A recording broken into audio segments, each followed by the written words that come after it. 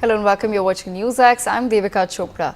Prime Minister Narendra Modi has inaugurated an additional 13 kilometers of the Delhi section of the Namo Bharat RRTS corridor between Sahibabad in Ghaziabad and New Ashok Nagar in Delhi. With this inauguration, the operational stretch of the Namo Bharat corridor has expanded to 55 kilometers with a total of 11 stations. The Prime Minister boarded the Namo Bharat train from Sahibabad and travelled towards New Ashok Nagar himself. He booked a ticket through UPI and interacted with a group of school children on the train as well. Meanwhile, the 60-kilometer travel from Meerut south to New Ashok Nagar will now be completed in under 40 minutes.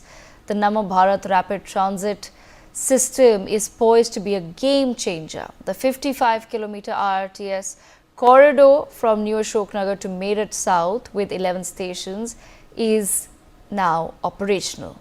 Passenger services will begin at 5 p.m. with trains running every 15 minutes. The fare for a journey from New Ashok Nagar to Meerut South is 150 rupees for the standardized coach and 225 for the premium coach.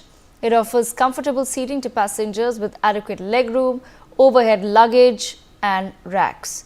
A passenger can access information on the parking slots available at each station through their official website. Moreover, keeping the future in mind, this project has been designed and executed to reduce carbon emissions by 2.5 lakh tons annually.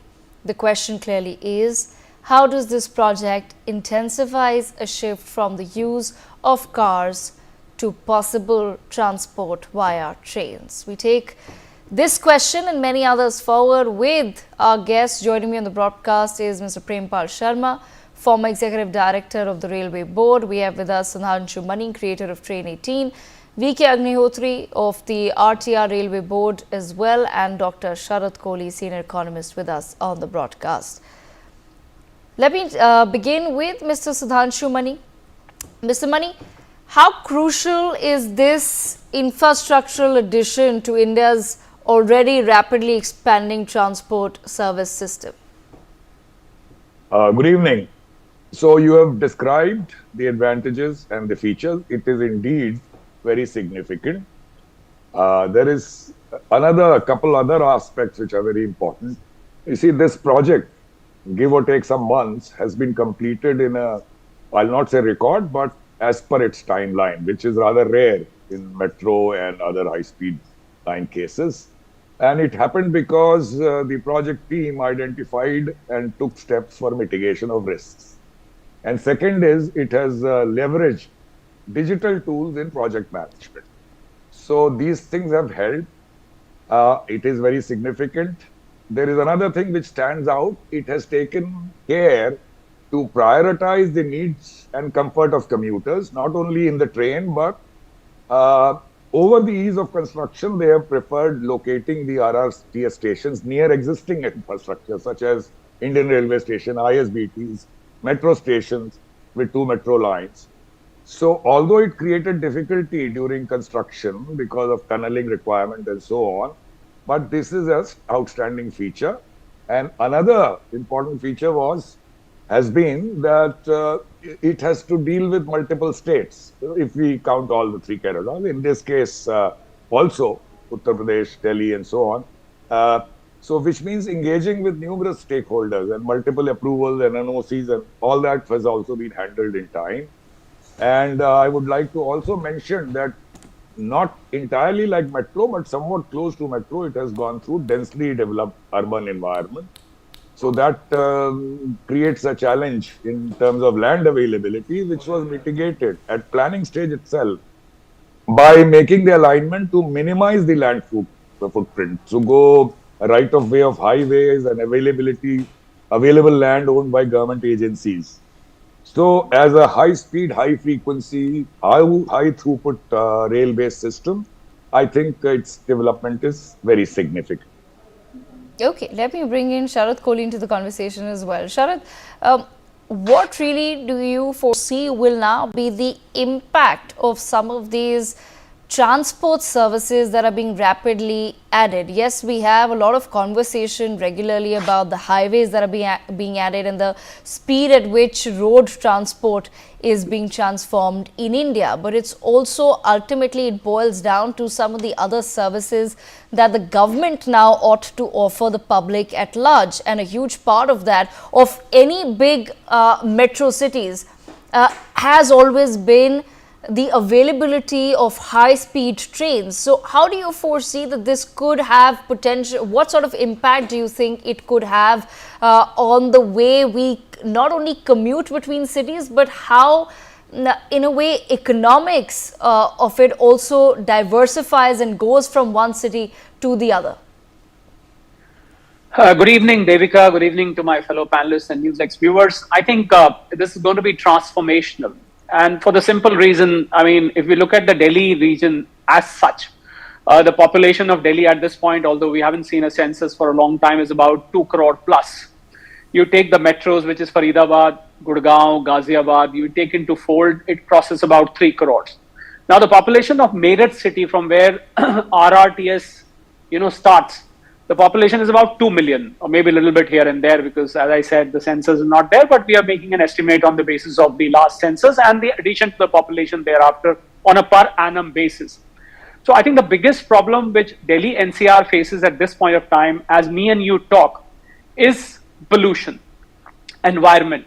And a lot of that is attributable to the vehicular pollution. So I think these kind of services, RRTS, metro, making the Delhi-Meerut expressway, it helps in decentralizing or depopulating the city of Delhi. One can now easily, because commuting within Delhi, if you're traveling from north to south Delhi, east to west Delhi, it can easily take you up to 1.5 to 1 hour, easily. And in the peak hour, sometime 2 hours.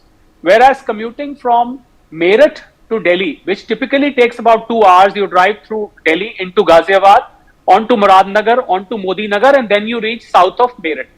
But with RRTS, you can practically complete this journey in about 45 to 50 minutes. That's the realistic time, including the stoppages in between, if we go non-stop from Meerut to Ashok Nagar, the new station.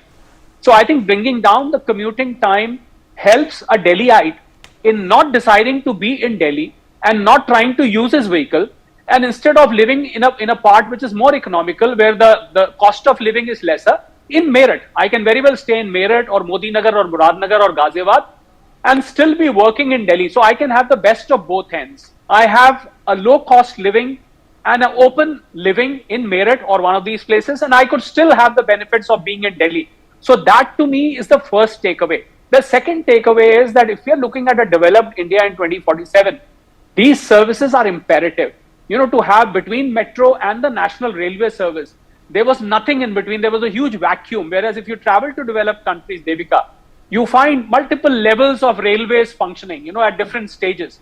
So I think this has filled up that vacuum. RRTS is a big vacuum, and the fact that this is high speed, I think it considerably saves the time. So environment is the first thing. Depopulating Delhi NCR region is the second advantage. Third advantage is having a robust infrastructure and modern technology where you can move around easily and freely. So I think for the people of Delhi who also want to go and work in Meerut, or who have got business relations with Meerut and Uttar Pradesh for that matter, and let's not forget, Devika, that if you land in Meerut, then because of the Delhi-Meerut expressway and because of the Delhi-Dehradun expressway, I'm talking of not the new Delhi-Dehradun expressway, I'm talking of the Delhi-Meerut expressway onwards to Muzaffarnagar and Roorkee.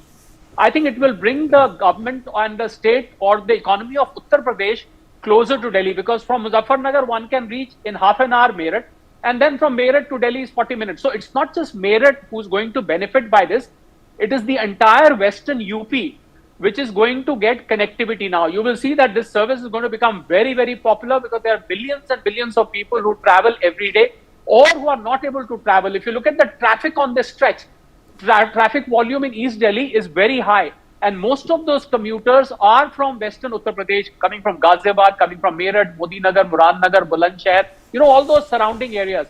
So I think this service is going to absorb that traffic. It will reduce the traffic volume. It will save on environment. It will save on fuel. It will save on the cost of commuting.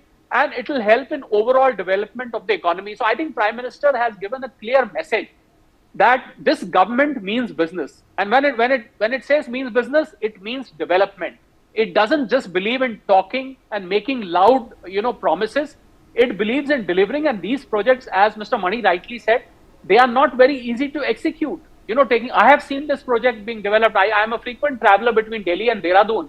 I have seen this project, Devika, from day one.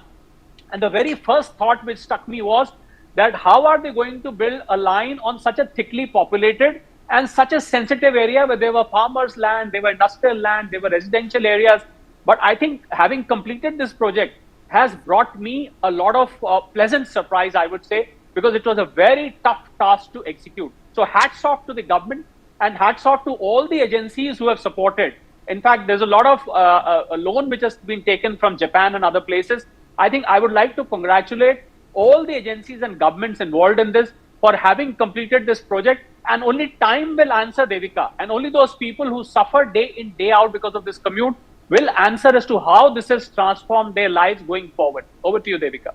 Okay, Mr. Prempal Sharma, bringing to the conversation, I want to understand from your perspective, what more do you think that the government can then do in order to make sure that people do utilize these services to their best capacity and potential? As far as train travel is concerned, yes, as Delhiites, we are very used to today using the Delhi metro, but ultimately one does equate train travel with longer distances than within cities or between two adjoining cities. So how does the government then really incentivize or push a population to stop perhaps using their vehicles on a daily basis and really shift to a generation of workers that want to travel by train as a form of public transport? अभी मेरे दो साथियों ने जो बातें की हैं, मैं बस इतना जोड़ना चाहूँगा कि भविष्य या देश का भविष्य या देश के हमारे शहरों का मेट्रोपॉलिटन सिटीज का भविष्य इसी ऐसे ही प्रोजेक्ट में है। मुझे अच्छा लग रहा है कि अगर मैं इसे जैसे मेट्रो की शुरुआत हुई थी, लगभग वैसी शुरुआत जैसे कि अब करीब 20 शहरों में हो चुकी है। और आज आपने सारे न्यूज़पेपर्स में देखा होगा, प्रधानमंत्री ने घोषणा की कि 1000 किलोमीटर हम पार कर चुके हैं, one of the third largest metro. यही रास्ता है जिनसे हमारे शहर गुजर रहे हैं। माइग्रेशन बढ़ रहा है। क्यों बढ़ रहा है? उन शहरों में अनएम्प्लॉयड नहीं है, बिजनेस नहीं है, फैक्ट्री नहीं है। इस वाले एरिया में डेंसिटी बहुत ज्यादा है और मेट्रो की सफलता के बाद तो ये बहुत जरूरी लगा था कि इसको जल्दी से जल्दी शुरू किया जाए। जिस दिन से शुरू हुआ है, मुझे बड़े ऑप्टिमिज्म में चल रहा है कि ये इस क्षेत्र की सारी समस्याएं, आपको शायद याद होगा कि इसी प्रोजेक्ट का हिस्सा है अलवर को जोड़ने का और सोनीपत को जोड़ने का। मतलब पूरा जो एनसीआर रीजन है उसको इस रूप में किसी भी देश की इकोनॉमी उसके ऐसे ही ट्रांसपोर्ट से, जैसे पिछले दिनों इस सरकार के बाद में हमारा इंफ्रास्ट्रक्चर जो रोड है वो काफी मजबूत हुआ है। उसमें अगर ये चीज और जोड़ दी जाती है, आपको सबको पता होगा, मेरे जो भी हमारे विद्वान साथी यहाँ पर हैं, कि रेल ट्रांसपोर्ट इन्वायरमेंटली या कहीं ज्यादा जिस समय कि हम पॉल्यूशन से गुजर रहे हैं उसकी जरूरत होती है। तो इसमें सारी टीम को बधाई। और भारतीय रेल के मुझे लगता है कि एक और बुलंदी का एक और अध्याय शुरू हुआ है। सुधांशु जी ने बहुत अच्छी बात कही कि शुरू में ऐसा लग रहा था कि इनको कैसे जोड़ेंगे, जो बीच में कुछ छोटा मेट्रो के प्रोजेक्ट पहले से ही हैं, बड़ी बड़ी बिल्डिंग है, सराय काले खां पर तो अभी भी बहुत काम होना है। तो लेकिन फिर भी एक टीम और मैनेजमेंट ने सभी ने मिलकर ये काम किया है। तो ये कई बार होते हैं कि हमारी जब रेल की दुर्घटना होती है तो हमारे ऊपर उंगली उठाई जाती है, हमारे ऊपर मीन्स के रेल कर्मचारियों के ऊपर, लेकिन ये एक ऐसा काम है जिसकी तारीफ होनी चाहिए। और मैं अपनी लास्ट बात ये कहूंगा कि यही एक मॉडल है जो सारे हमारे all metros should follow near by. Road connectivity is important, but train connectivity like this RRT metro is the future. That's the only way our cities can survive.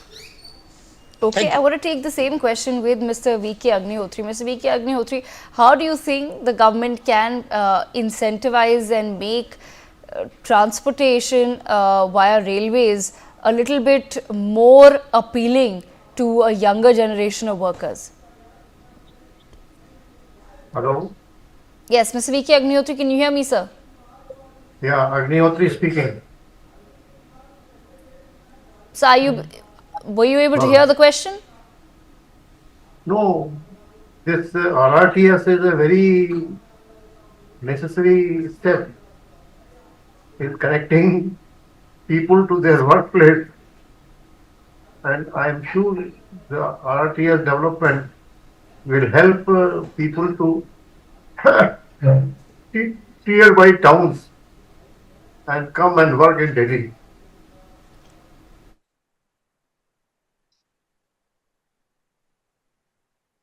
Mr. V.K. Agnihotri, can you hear me? Yeah, I can hear you.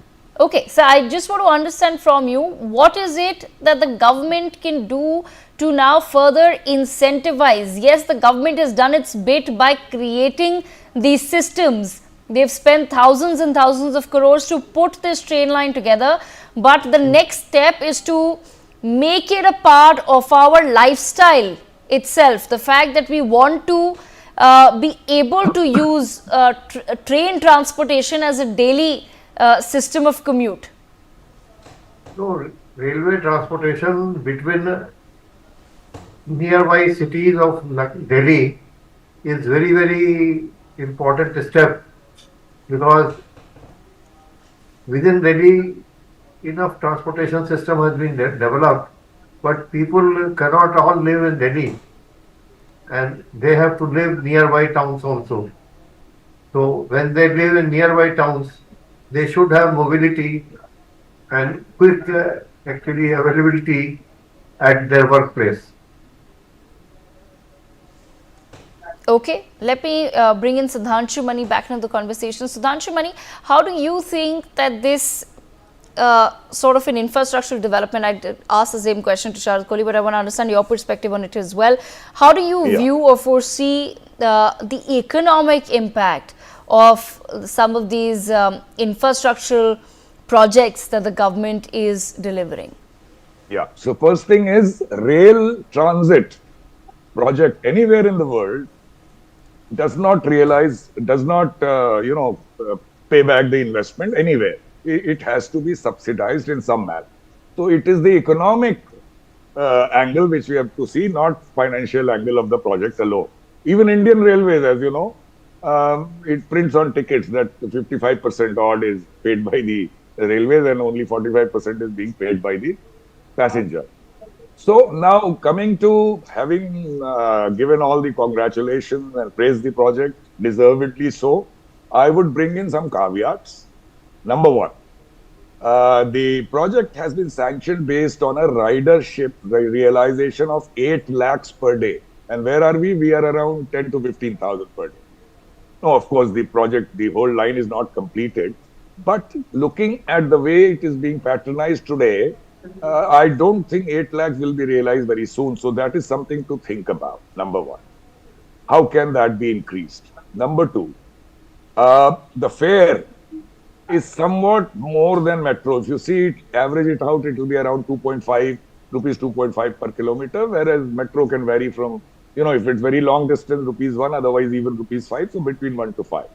Now, fare cannot be reduced, as you know, obviously, but non-fare box, even in this area, RRTS has done good work in non-fare box revenue. So they are doing something about it. So, but that is something which we have to look, ridership and fare. And last, can the capex be reduced? Does 160 kilometer, is it really required? Because how many trains are going to run through without stopping? Every 5 kilometers, there is a station at this. Not like metro, which is 1 to 2 kilometers. It can gain the speed of 160, but for a very short time. You need to do a simulation whether a 130 kilometer also would work without much loss of time. From my experience, I can say yes, that will reduce the capex in train as well as the project. And last, give the indigenous manufacturer better chance. What I call indigenous is truly Indian design, manufactured in India. For high-speed train, the government is saying that they have placed an order on BML bar ICF for a 250 kilometers per hour train. But for this, these ICF is not eligible because Ministry of Urban Development and Railways don't look at look at each other's projects properly. So these are the caveats which have to be looked up for better penetration of this kind of project, which are needed in any case. Okay, all right. I'll leave the last word with Sharath Kohli. Sharath, I want to understand from your perspective, how do you think we now need to evolve as a nation, and what is it that the government or civil society can do to really make sure that travel by train, we often talk about last mile connectivity. Yes, like I've said, we've built the highways, we've brought in the speed trains, we've built really great infrastructure as far as air travel is concerned, now railways is concerned, but there continues to be that issue of last mile connectivity. What could be your possible recommendation to the government? Because I think that's really essentially what keeps most people from wanting to give up transportation via bus or even with their cars and switch over to a metro or an RRTS system. Well, a very pertinent point, Devika, because a lot of people who come from the upper middle class, well-to-do middle class or the upper class, they hesitate in using these public services. And I'll take a case in point. I know somebody, of course, I can't name. He's a builder. He stays in Meerut, does a lot of work in Delhi. And when this RRTS was coming up, he happened to meet me, and I asked him, "Are you going to use RRTS because you commute every day and spend 4 hours in traveling?" He said, from the station they are creating in Meerut, my house is about 15 kilometers. So he says, even if I want, I can't use it because I'll have to first come by car to that point and then use and then go back, then call my driver, this and that. So yes, last mile connectivity is very, very important. The same people, Devika, and now I'll give you a bitter truth. The same people who travel by luxury cars in India, when they travel abroad to places like London and New York, these are the very people who travel by train in these cities. They do not hesitate because over there, it's not considered against your status to be using a train facility. Unfortunately, that is the impression which is created in India. Sharath, to be very fair though, Sharath, yes, you're right. It's not a status issue, but at the same time, I mean, come on, cabs in Europe, America are definitely not cheap. No, that's true. That's true. But they can still afford it, but they don't mind using. What I meant is they don't mind using train services. Yes. They don't mind using metro services. Whereas in India, they do hesitate. Well, the quality of some of the Indian metro services are far better than the quality of services you use in London. But despite that, they hesitate for the simple reason that it has become a general impression that if you're traveling by metro in India, then you must be working at a salary of probably 20, 30, 40, 50,000 rupees. You don't come on that. I think this is the bad we need to banish from the society. And for that, I think what government can do is make special arrangements to make sure that these metros and these services are equipped with television, online news, real-time news, separate compartments, although they are. But I think that impression has to be thrown out of the window. And last mile connectivity is extremely important, because that is one of the major reasons why a lot of people don't want to pick up a cab from the station. Well, in the Western countries, people prefer walking down. Why can't people walk in India? Why they hesitate in walking down from a station to a nearby cab station, to their home, to their office. Well, I think that impression has to change. And I think this transformation would be brought as we get more and more of such modern infrastructure. Yes. We can create a business class. We could have an economy class. We could have a gold class. Let these people get into the habit of onboarding the train. I think that is the best way to reduce traffic on the and a very quick comment about the economic aspect, Devika, which is, I think it will, apart from removing pollution, apart from eliminating pollution, this is going to help the economy overall. The pressure on health services, the pressure on education services. We can have then schools in Meerut, for example. We can have a good hospital in Meerut. Well, people won't mind staying there. So this will reduce the load on the overall civic infrastructure and the pressure that this particular city faces. I'm talking of Delhi in particular. Yes. So I think the economic impact is multiplier and far-reaching. Only thing is, we as people also need to change our mindset, Devika. Absolutely. In fact, pertinent points that are raised by all of our panelists. But at the same time, yes, it's not just a culture of walking, perhaps even walking infrastructure is something that governments at both the central and the state level really now need to look at in terms of creating, especially in cities like Delhi. If you want people to use the metros and several of these new services, you have to create some sort of infrastructure where I can just get off the station and walk in peace to my place of work or wherever else I'm headed. But on that note, I thank all of our guests and panelists for joining us to take this conversation forward with